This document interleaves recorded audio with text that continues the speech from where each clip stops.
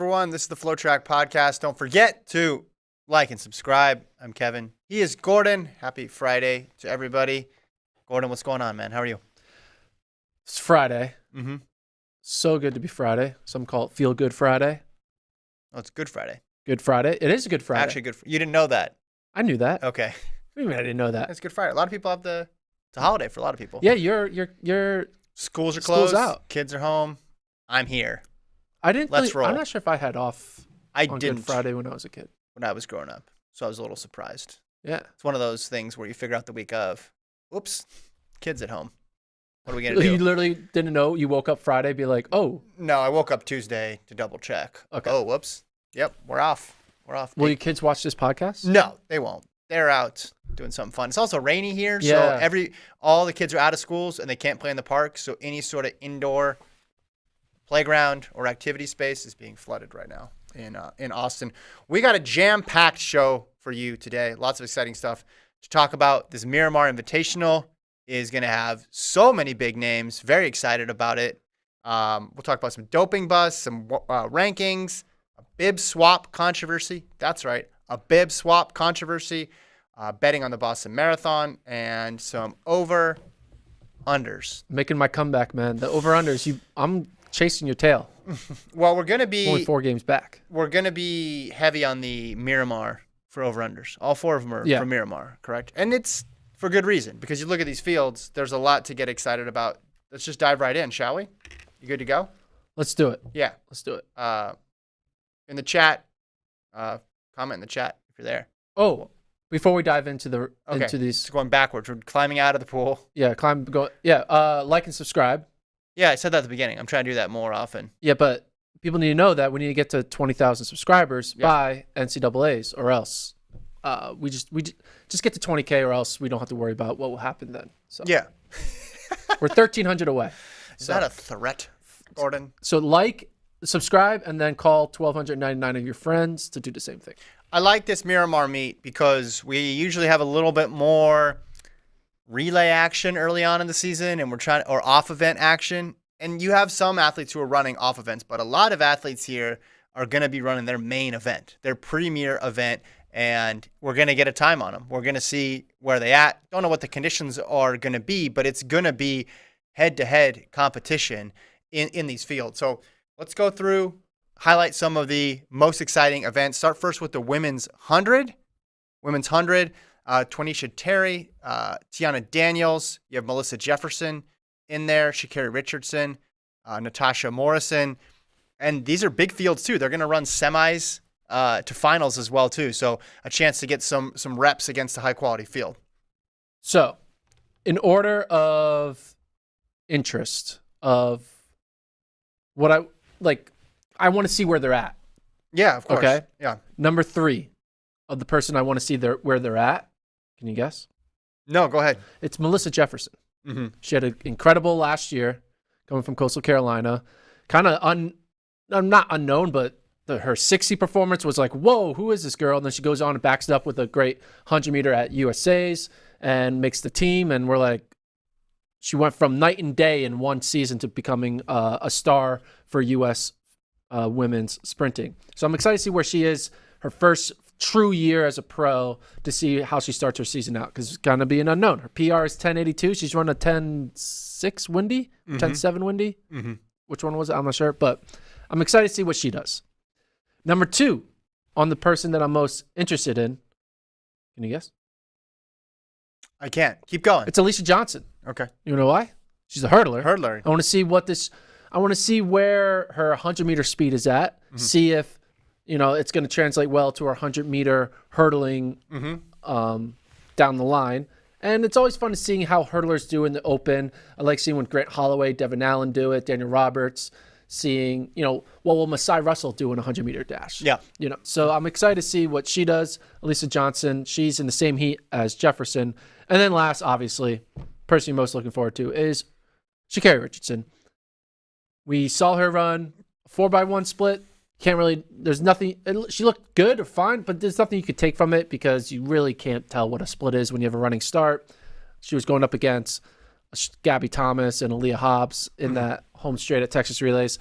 But you want to see, what is she going to come out? Is she going to come out and run a sub-11? Is she going to come out and win it and dominate it? Because she ran really well regular season last year. Yeah. It wasn't until USA's where she kind of fell apart. So you know that she typically does well in regular season meets. So I can't see why she won it. But, Jefferson's going to be there. Tiana Daniels, Twinnie Sha'Carri, her training partner, is going to be there.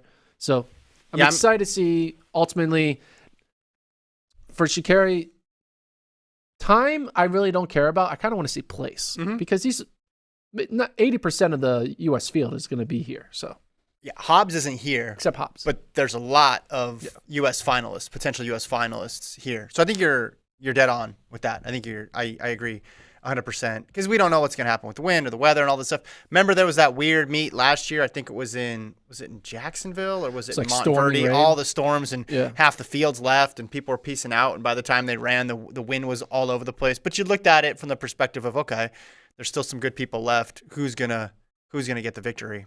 And this is a winnable race for her. I mean, it's a winnable race for Twinnie Sha'Carri too, and for the other women that you mentioned. I'll say Terry, Daniels, Jefferson, Sha'Carri. That's probably maybe Sturgis. I don't know. Well, there's plenty of room for an upset Morrison, too, because this is early and we don't know, and we're just looking at relay results to draw big conclusions. Let's keep going. Let's go to the men's 100.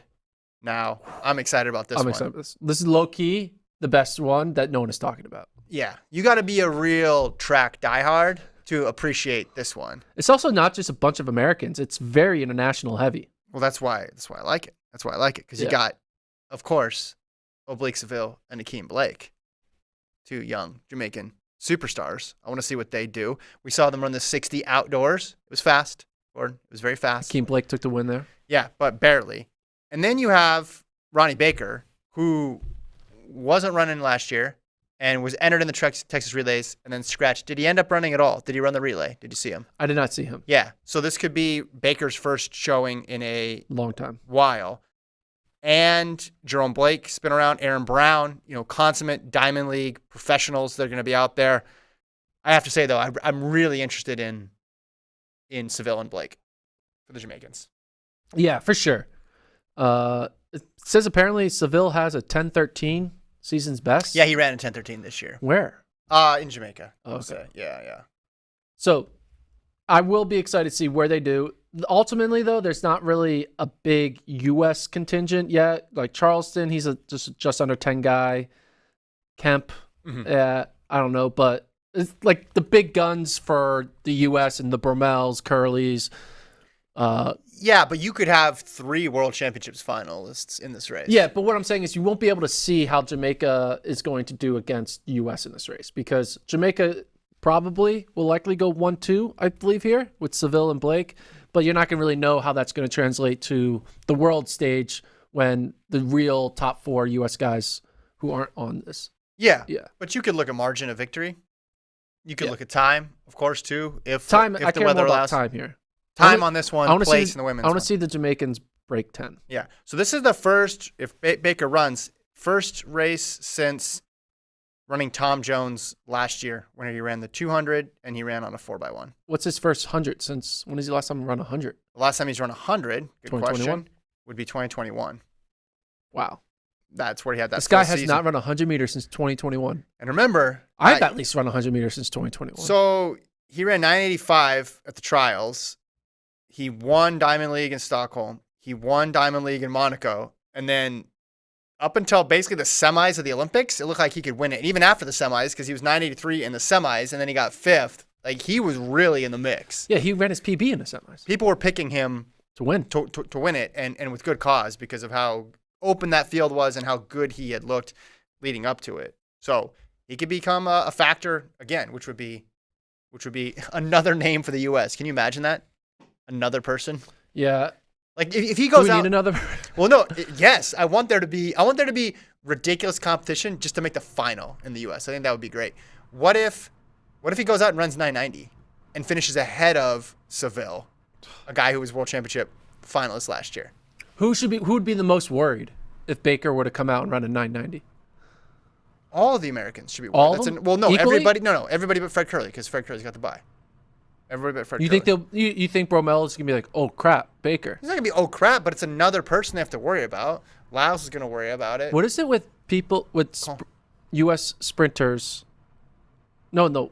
What's the deal with just sprinters in general with the last name starting with letter B? You got Blake, Johan, and Akeem. You got Ronnie Baker, Trayvon Bromell, Bracey. Khalil says Seville's 10:13 was into a minus 2.0. Into a minus 2.0. All right, run through the 400. They turned the air conditioner on here. I got to turn this off. Okay. Go ahead. Men's 400. Men's 400. I'm super excited about this. Don't let Gordon ruin this segment. I told him I was totally pumped for this one. Okay, so it is interesting. We got Stephen Gardner. He was, I think, originally in the 200, but now it looks like he's running the 400. First 400 back since his injury. He is the reigning Olympic champion, not world champion, because that is Michael Norman. But Gardner and Hudson Smith both in the same race. It's going to be a big, litmus test for where the powers are going to be outside of Michael Norman. We know Michael Norman right now is the guy on top, but if Gardner and Hudson Smith can put together like a low 44, that's going to put a lot of eyes on them because you're like, all right, after Norman, it's kind of wide open. Yeah, you know, Karani James and Wade Van Niekerk, they're running well. Or Niekerk, we don't know about James, but from 2 to 6 internationally for the 400, it's kind of like a shuffle up. But Gardner can kind of put an end to that if he comes out and runs like, no, I'm back, I'm healthy, and this could be his first way of showing like, all right, no, this is the Gardner of 2021 we're talking about, not the Gardner of 2022. Yeah, and the person you're most certain about, Norman, is the person least confident he's going to run the event. Yeah. So Van Niekerk laying down the 44.17 changed things a bit. And I would be very surprised if they go that fast in this race. But it's just exciting to see Gardner back in the quarter again. But he ran the 20.1 at Florida Relays. I think he's ready to roll. And he ran 20.1. Yeah. Yeah. And he ran some 400s early season last year, but this is the first one. And with Hudson Smith being in this race, it's going to force Gardner to not go out there and jog a 44.9. Bronze medalist last year. So he's going to be forced to push himself probably more than normal for a early April meet. Yeah. And if they're pushing each other, we could get, 2 low 44s, I think, out of this race. Yeah, this is, when you look at just having the presence of those two guys in this race, this is going to be better than some mid-season meets. Yeah, right here. For sure. And because it goes first, it tells us something that we don't know. Whereas during the middle of the season, sometimes, we've seen that already. Like, we're going to get to see what the 2023 400-meter version of Stephen Gardner looks like. So I'm excited about that. Good job. Before we get... AC is off. Kevin? Yeah. Why do I always sit in the shorter chair? It's weird looking up to you. It's a weird Get used to feeling. I don't like it. I'm always used to looking at this angle. I'm looking up. Yeah, I won't go.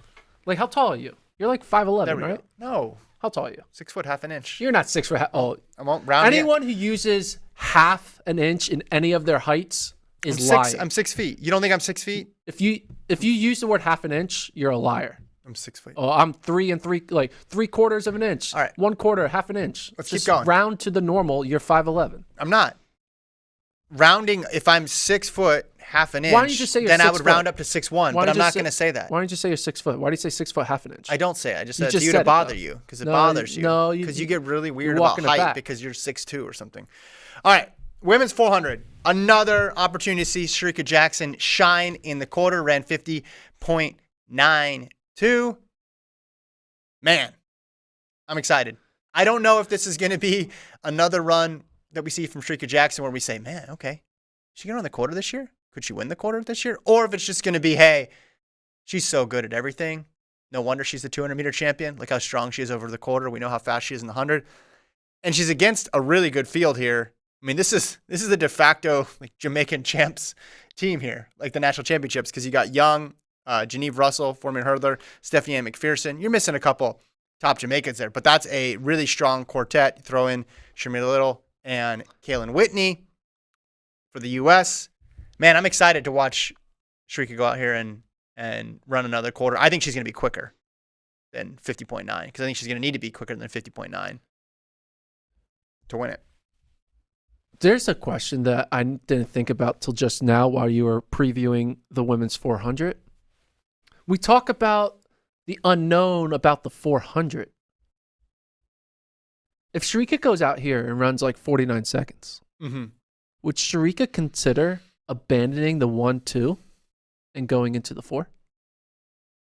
Were you gone when we talked about this? Did we talk about that? We have a whole segment that says why it would be awesome that she does the 4-2 double. I don't remember that. That was after she ran the 50-92. Well, no, I'm not talking about 4-2 double. I'm just saying only just 4. the 400? No, I don't think there's a world where she does that. Okay. But it's fun to think about. Well, she's running lots of 400s here. Like Fred Curley only ran 1 400, and I think he's done. That's it. You think he's done? I think he's done with the 400. But like Sharika Jackson doing another 400, that means here's the thing. That's 800 meters of 400s. Here's the thing. You'd have to run so fast to, number one, willingly do a quarter over 100, which is, no one wants to do that. And also run so fast to be able to think that you have a better chance when you don't even know what the 2 top women are going to run, which is being a little bit risky. So if she runs 48.99, would you tell her quit the 100? For this year, I'd still need to see what Bowl and Sydney do. If she ran 48.99, you'd be like, I got to still see what Bowl and Sydney do. 48.99. I think they're both going to run faster than that. But 48.99 in April? Yeah. That'd be fast. That's like Michael Norman-esque Mount Sac 400 running. Right, and then what happened? He lost. Yeah. It's true. So I don't think we're going to see that. I don't think we're going to get forced in that decision. Okay. We'll see. All right. Let's keep it moving. Let's go down to the women's 100-meter hurdles, and men's 110 hurdles. So on the women's side, Tania Marshall, Anna Cockrell. You got Gabby Cunningham as well. And then in the men's high hurdles, Orlando Bennett, Damian Thomas, Pereira, Edwards, and then Lovett. I'm going to skim through a couple of these, and then we're going to get to the 200s. Men's 8, Piazza, Jones, Ryan Sanchez. Women's 8, Ajay Wilson. Big favorite there. Man, look at Ajay Wilson's PB compared to everybody else's. 155.61. Nobody else is under 2. That really stands out. But let's go to the 200s. 200s is where it's at. Best races. Better than the 100s and the 400s? Yes. Okay. 100%. I think they're all 1,000%. Yeah. All right. So in the men's 2, I like it because you got Coleman moving up. You got Bednarek there. And you have Tobogo, who was the junior champion. A little bit of everything going on. Yeah, this is the start of the Kenny B train. This is your last stop to get on it. Because after he runs this race and wins in convincing fashion and makes people think, he may be a gold medal threat, you're not allowed to have that take after this race. Because you have to get it in before now. You got to punch your ticket now. And I'm punching my ticket. I put all my chips in before his first 200. So you can all say, Gordon predicts he's going to win the world 200-meter title before he ran any 200s this year. So you think he's going to get the win? I think he's going to get the win. But he's going to be pushed. I think Tobogo is going to run really quickly, too. I think he's not even going to be pushed. Oh, you think he's going to be that dominant? Yeah. Okay. Well, that'd be a good sign for him because this is going to be a good field. So Tobogo, he celebrates early in pretty much all his races. So well, this would be the baptism by fire for him. Tobogo? Yeah. Because he hasn't... 1996. When's the last time he's raced like a... Oh, a pro field? Yeah. So this year... Did he race anyone hard in 2022? Well, U20s. He beat in Crewmay in the 100. I'm talking about like pre-classic against like big dogs. Pre-classic, he got 5th in the 100. That big enough for you? Was it like the B heat or is it? No. No, you don't remember this? I don't remember that.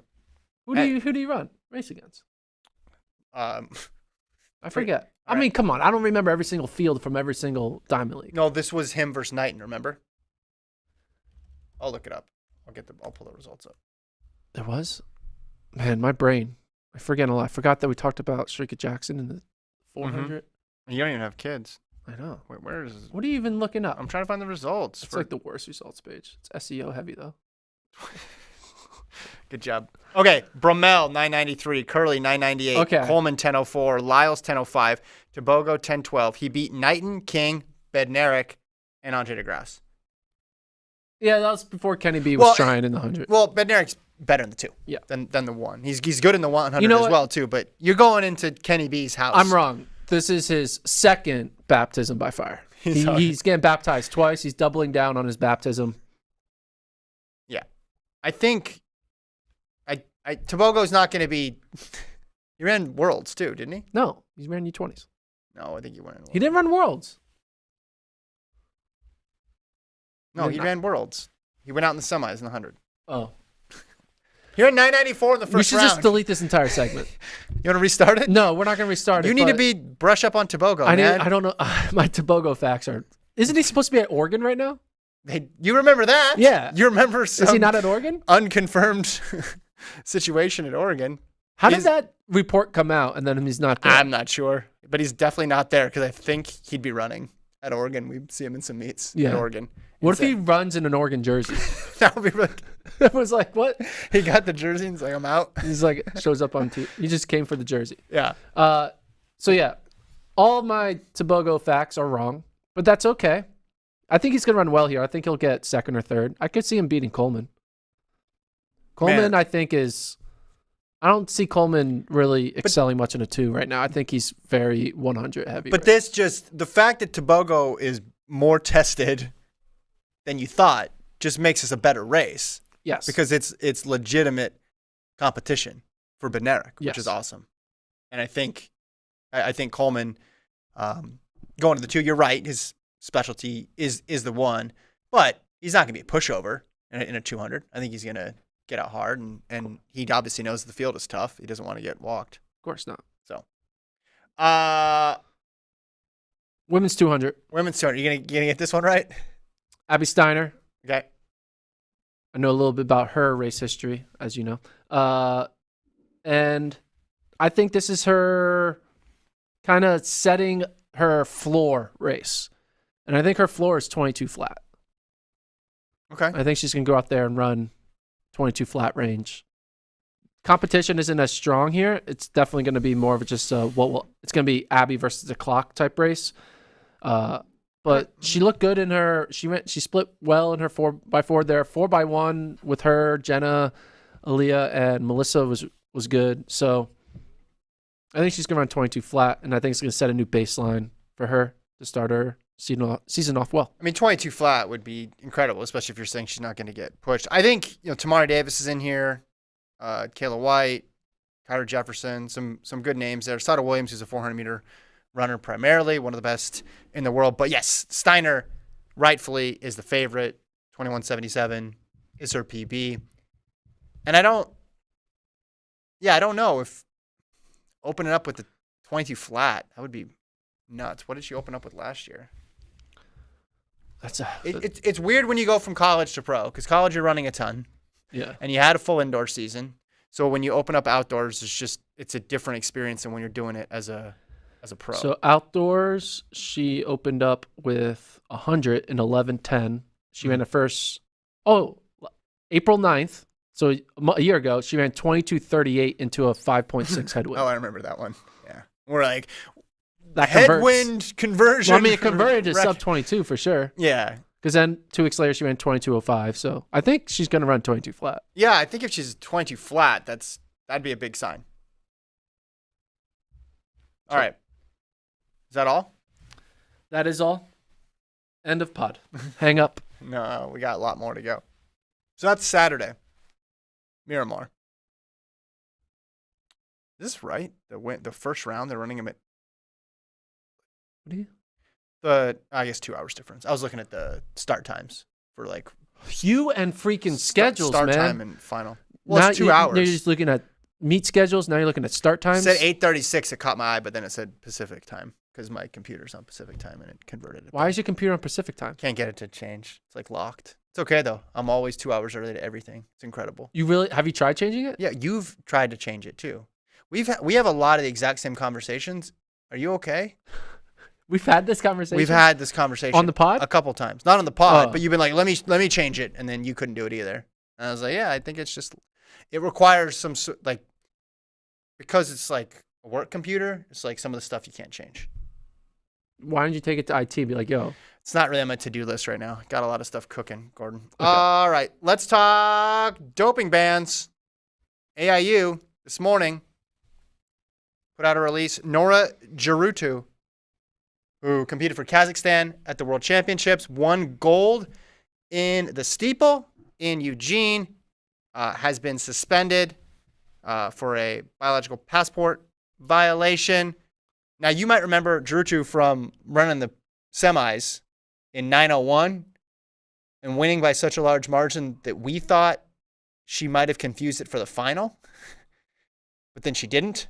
And she came back, and we thought she could break the world record in the final. She didn't ultimately break the world record, but she ran one of the fastest times in history. So she's been provisionally suspended. The women's steeplechase between her, Rucha Bet recently as well, a lot of gold medalists have been suspended. We'll wait to see what happens from here. Yeah, she didn't run much after. I don't think she ran at all, did she? Yeah, I don't think she ran at all. So that's probably That gives you a hint. a As little to what hint. was going on. Something fishy was going on. Yeah. But She also didn't run in Tokyo because she was waiting for a transfer of allegiance from Kenya to Kazakhstan. But yeah, I'm looking at her 2023 results right here, and but she ran in 2020. She ran in 2023 once, an indoor 3,000 in Kazakhstan. She ran in the Asian Indoor Championships. But after Worlds last year, she made one appearance on the roads, and that was it. Again, in Kazakhstan. so when you say biological passport, what does that mean? Violation. Yeah, they're creating markers throughout time, and any sort of abnormalities that they see, it gets flagged, right? They create a baseline of what So your is it levels should be at, and then they go from there. Too much testosterone? It could be a couple things. I don't think in the release it didn't really go into it yet, did it? I don't think it did. So it just said it says use of prohibited substance method ABP. So that's athlete's biological passport. Will her medal get revoked? I guess it depends when the ABP violation occurred, because they can't, if they can prove it was occurring during the World Championships, then yes, but if not, that's going to be difficult. Who would have gotten upgraded? Be Getachew, right, into the gold, and then who was bronze? Yavi of Bahrain. Bahrain. Well, Yavi was fourth. Yeah, so she would move up to third. Abebe would go to So Ethiopia would end up going 1-2. 1-2, yeah. Man, All right. Ethiopia women's distance is insane. It's very good. Very good. While we're here, do you want to talk about the other AIU ruling? Yeah. Going out of order here too, but bib swap. So you said, hey, we should talk about this bib swap story. There was this punishment for athletes swapping bibs. I thought it was just some shenanigans. And like a local 5K. Yeah, or a marathon in this town cracked down on people switching bibs, because it is a thing now. Some people sell the bibs. Some people, they get hurt and they give it to their friend and they run, and there's this whole, if they run a fast time, they're like, oh, did they Some really? people do like relays with their bibs. Oh, they hand it to another person. Yeah, They it's take like it I off. run first half of the race, you run the second half of the race. Yeah. Again, all that stuff, it's in a little bit of a different world, because it's more in the recreational department when it comes to running. I mean, some of those people run fast, but we're not talking about pros here. But this story was actually one that came about from the AIU, where an athlete swapped bibs, used another athlete's bib. So it involves Camilo Santiago of Spain and Ivan Zarco Alvarez. So Zarco Alvarez gave his bib to Santiago to run at a marathon in Germany. And the end result was Santiago, wearing Zarco's bib, ran faster than the Honduran record, which is where Zarco is from. The report says the day after the race, first of all, if you're running that fast, you got to be pretty brave to swap a bib, not thinking anybody's going to recognize you. Even if you're not a global superstar, if you're running quick times, someone out there is going to know. And that's what happened. There was a Spanish running website, Soy Corredor. They said, hey, that's actually Santiago running with that bib. That's not Zarco. And then that led to an apology later. And then they said that Zarco was suffering from plantar fasciitis And then Zarco contacted World Athletics and said, hey, you know, that time that you have written down for me actually belongs to my friend, Mr. Santiago. But they only said they only asked for them to switch the times after they got caught. After the report came out, according to Oh, the it's like, AIU. oh, yeah, we just haven't sent our email yet. Yeah. So this is, I'm going to read this from the AIU report. Santiago and Zarco told the AIU investigation that Santiago's bag containing his bib number went missing just before the race, and they explained to the race organizers that Santiago would run in Zarco's bib. Meanwhile, marathon organizers said, quote, no official would have indicated that an athlete could swap race numbers, and there were race number printing facilities at the starting point of the marathon. Race number printing facilities. Yeah. I don't think that's available to everybody. That must just be available to a select group, wouldn't you think? Just like a desk with like a typewriter. Because everybody then would be like, oh, shoot, I lost my bib. Yeah. People would procrastinate. Oh, I'm not going to go to the expo. I'll just get it from the race printing bib facilities by the start line. So they admitted it, accepted the punishment, which is 6 months. So here's the thing. Clearly he thought they could get away with it, right?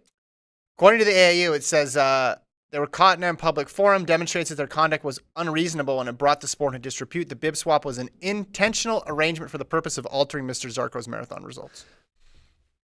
You have to. Did he think like, oh, no one will notice? Because the race was in Dresden, Germany. Was the finish like? Was he like leading, or was he like finishing in a pack where he kind of be like, oh, it's somewhere in the pack? But there's so many photographers out there. Also, I looked at this race. It was a legit race. The winner was 2:10 with like runners I recognized on the men's and the women's side. This wasn't a tiny little race where nobody would be aware of elite runners.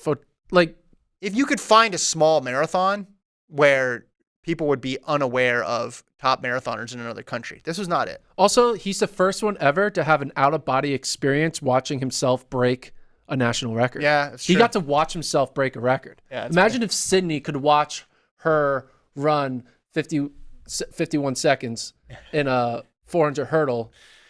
Yeah. With but not, she just get to be in the stands watching. Like, was he cheering for himself? Was he like, go? Well, I don't know. Did he have plantar fasciitis or did his bag get stolen? I don't know what's going on. I just want to know what was going through his head during those 2 hours of watching his bib run. Is there a chance they just were really good friends and the guy didn't want to pay the entry fee? But then he accidentally ran so fast that he broke the national record of the other guy's country? Is that plausible, do you think? Or I like to see the good in people. people. The same country. Then it'll be interesting because then it's like, did they disqualify his result? Yeah, I couldn't find it on there. That doesn't mean he did run it. Yeah. You have a performance-enhancing bib? Maybe I didn't find it farther down. This is also from 2021. That's the other thing I realized. This is not new at all. I mean, they released it. But it's great that AIU is really diligent with their investigations. I mean, they're taking 2 years to figure out a guy swapped a bib. But on the other hand, it's just like, if they catch you doing this, they're going to catch you doing everything. I think it's good advertising. This is a public service announcement. Exactly. We are so meticulous with our investigations. Yeah. We will see if you don't wear proper, do you think they're like saying like, hey, you weren't allowed to wear like the wristwatch? Like, are they start getting involved in like high school violations? No. Where they're wearing headphones on the infield or like their bib numbers on the wrong side. I don't know, but this is legitimately something that should be called out if it alters a national record, don't you think? I think it's important. I hope too. There's a bib swap unit. Bib swap. Ooh. Bib swap. Gordon Mack, bib swap unit. And it's like, you got to prove that you have the bib and it's like all wrinkled up. Yeah. And you go to like the one like room, the kid, the kids who like put all their bibs up. Yeah. And you're trying to find which one it is. And yeah. CSI bib swap. CSI bib swap. I'm all about it. No, but like, I just don't get the idea that he thought this would work. This is a foolproof plan. Yeah. That's why I'm wondering, honestly, maybe that was unintentional.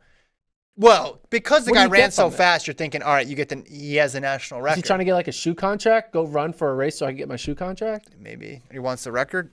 Don't know. 2 years old now. But he wants the record so badly that he's going to not run for it? That makes I want to break this national record so badly that I'm going to sit on my couch and watch someone do it with my name on their piece of paper. Yeah. Makes no sense. All right.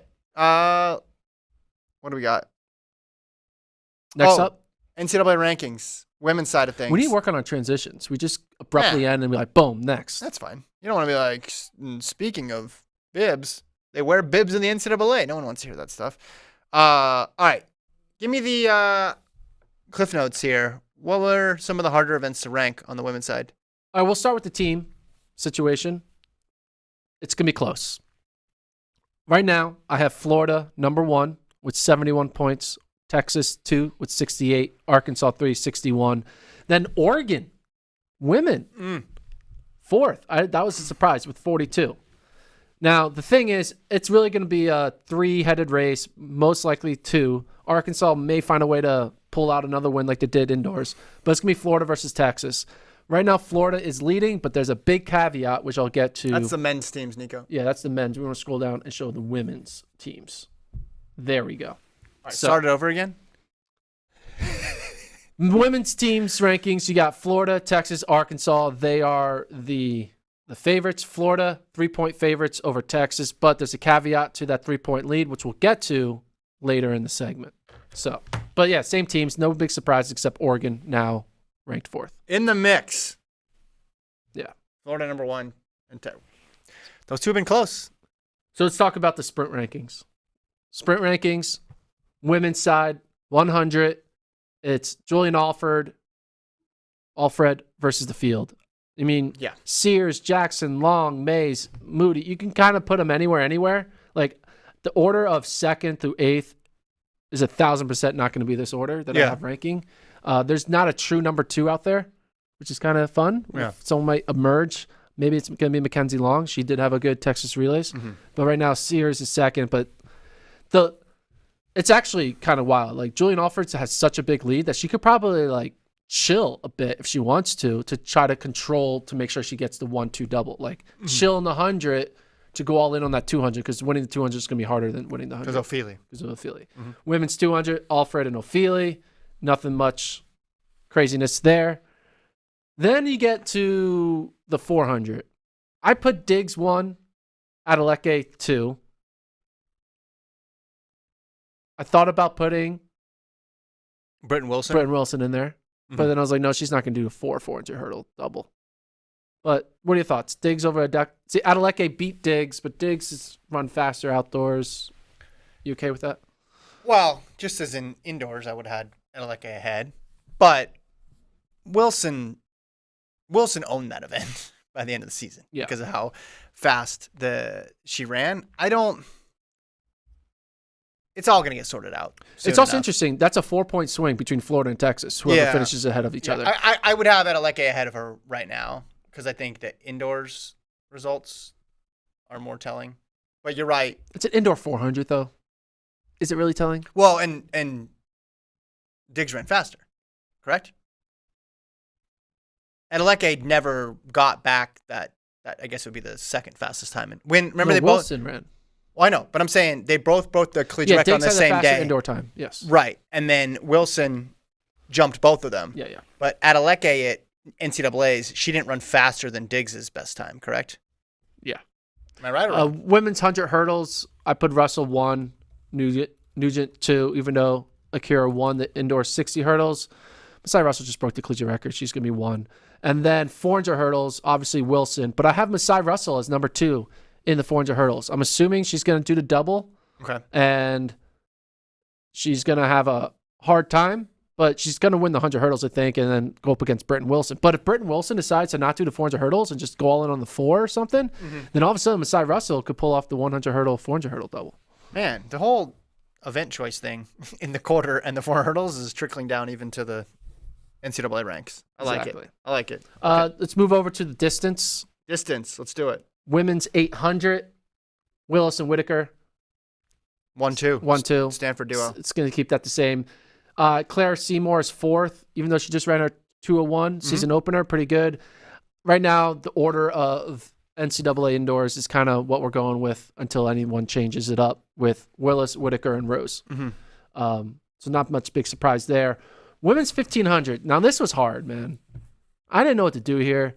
I put Olivia Howe 5th, even though she won the indoor mile. I put Appleton of Virginia 1. She ran a fast 1500 at Raleigh Relays. Raleigh. At the Raleigh Relays. Izzy Thornton Bott of Oregon. Raleigh. Riley? Now you know. Oh, now Lost all you're turning into me. You're forgetting how to say words. Yeah, See? I don't want to do that. It's a little dyslexia coming into you. But Thornton Bott is credited for a 4:08 1500 that she ran at the Australian Championships, which is pretty interesting. But I have her second. But at the end of the day, the 1500's wide open. There's no true alpha in this race, which makes it great. Anyone can win it. Lindsey Butler, I have 8th. I think Lindsey Butler on a good day could win this thing. But Appleton, she ran fast early on. She's number 1 with Howell, the mile champion, number 5. All right, now let's get to the controversy. There's no real controversy. There's controversy here because I didn't know what to do with Parker Valby. Caitlin Toohey is obviously the favorite in the 5K, but I put Parker Valby too. Now, I know there's rumors about her being in the transfer portal and potentially leaving Florida. She didn't run. She ran SEC's DMR, but didn't run. She scratched NCAA indoors. She's still on the roster. She's on the TFRS roster and on the Florida roster. She hasn't run yet. So I'm keeping her on for at least a month. But if it's known that she's not healthy or that she's not running for Florida this spring, we'll take her off. And that's the thing. If we take her off, Florida loses 8 points, which then in turn makes Texas the favorite. I don't think that's controversial. You're saying we don't know if she's going to run. And if she does run, she'll be number 2, which makes sense, behind Toohey. What is controversial about that? Well, the controversy is she knows if she's running. It's not controversial. That's just called but we don't know. Business. Yeah, we'll figure out soon enough. And if she's running, she should be rightly ranked number 2. Yeah. And if she's not running, then she wouldn't be in the rankings. It's pretty simple. I think it's controversial. Don't make it more complicated than it is. That's just me. I put Lauren Gregory 3rd in the 5K. Fair. And then I put Markievich and Rowe 4-5. I put the Alabama duo 7-8. I felt like that was disrespectful. Olamomoy? Yeah. Reminds me of the other day when you disrespected the Washington men's milers by only putting 6 in the top 8 of the nation. Anyway, so Mercy Chilang got 8th. That's a funny thing to do. Remember when Mercy Chilang? I predicted Mercy Chilangat's rise. You're all over 2 or 3 years ago, and now I'm predicting Mercy Chilangat's fall. I guess it's not her fall. Well, it's going from. It's kind of reminds me like Edna Kurgat. She dominated, and then later in her career didn't dominate as much. And I feel like Mercy Chilangat's kind of in the same arc, where beginning it's great. No, the beginning you're unknown, then you have that peak because Kurgat at Liberty wasn't really doing much. Then at New Mexico started dominating, and then kind of fell off as Wayne Kaladi came in the mix, and Kurgat wasn't dominating. Chilangat's kind of doing the same thing. Kind of unknown. She was junior college, I think, and dominated Alabama first few years, and now the later years kind of taking the backseat to other athletes in the country, but also Olamomoy, the newcomer. So, women's 10K, I'm predicting Toohey's going to run it. I have Lauren Gregory too. So there's that. I have Emily Venter 6th, even though she ran the 6th fastest NCAA time all time. I'm ranking her 6th in the country. Ooh, too low. Did that on purpose because it's fun.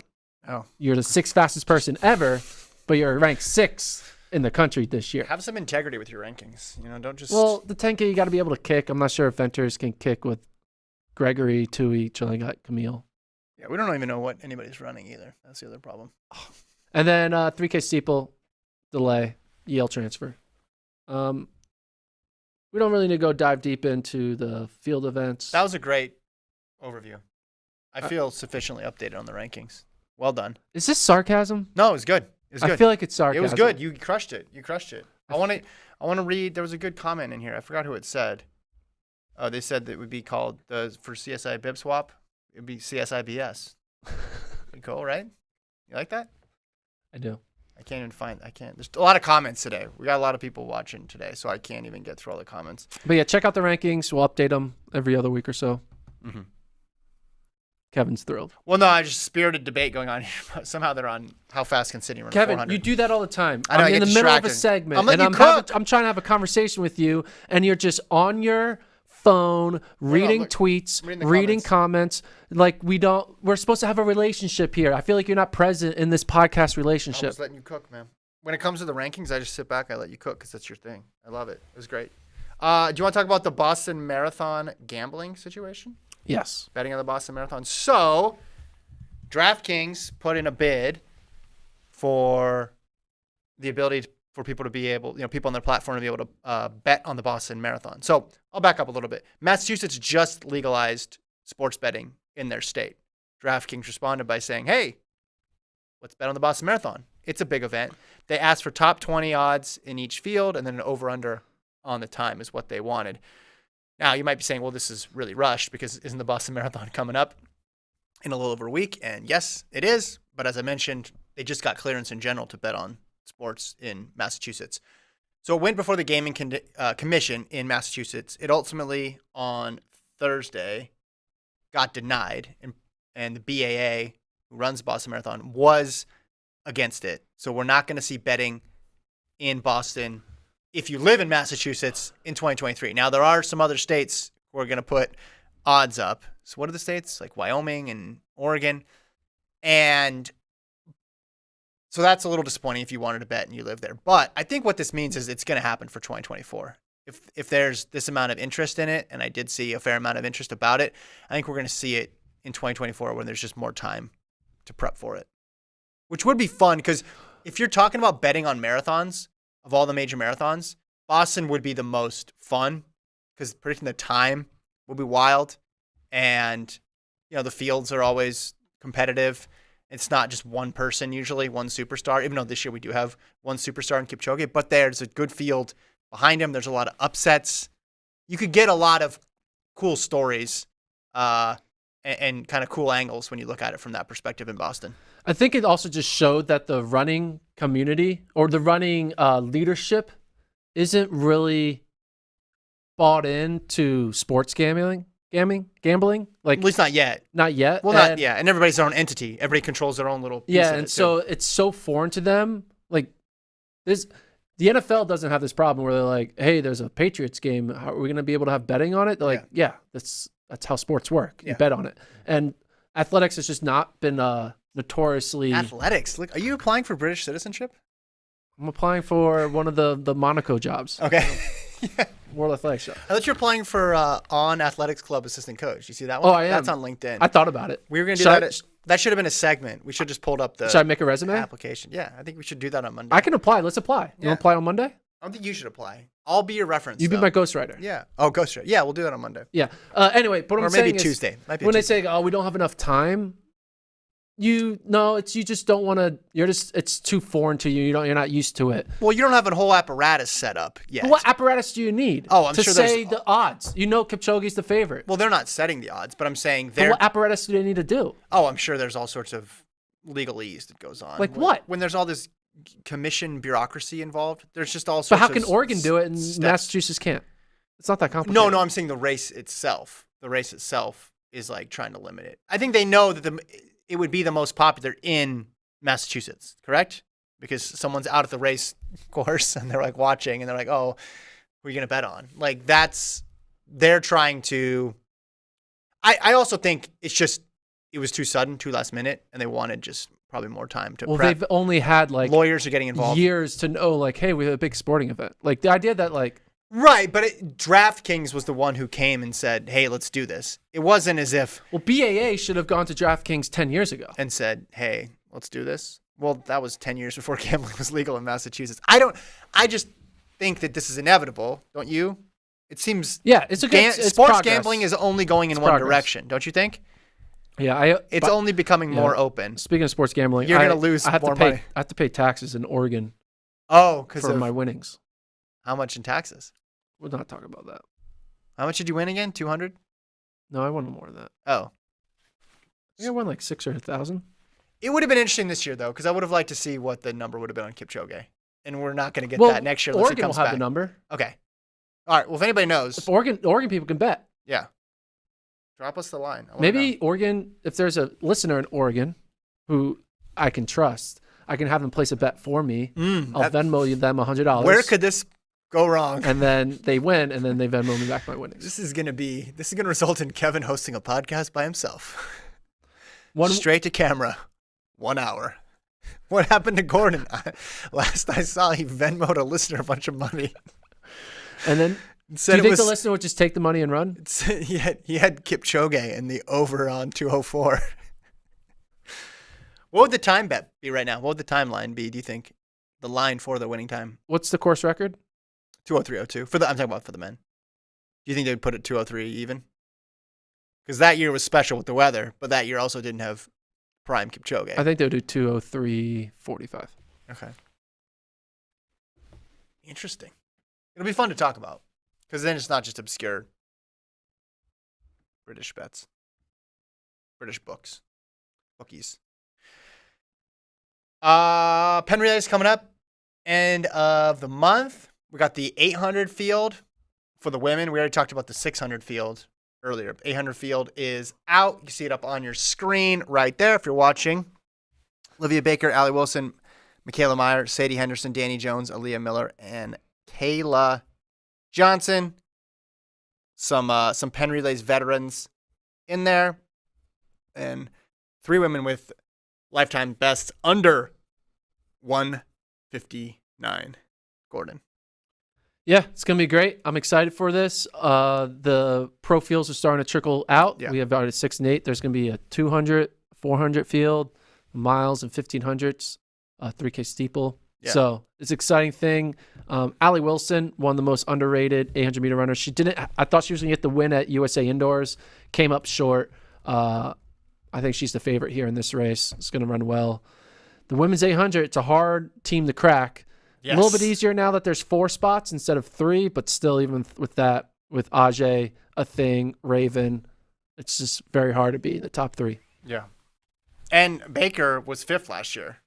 She ran that 158.63 to get 5th at USA's. Baker has a phenomenal moment from Penn Relays. I'm not sure what year it was, 14 or 15. Her senior year in high school, she anchored the 4x8 and split like 202 Oh, wow. in a 4x8 in high school. So that's track has done.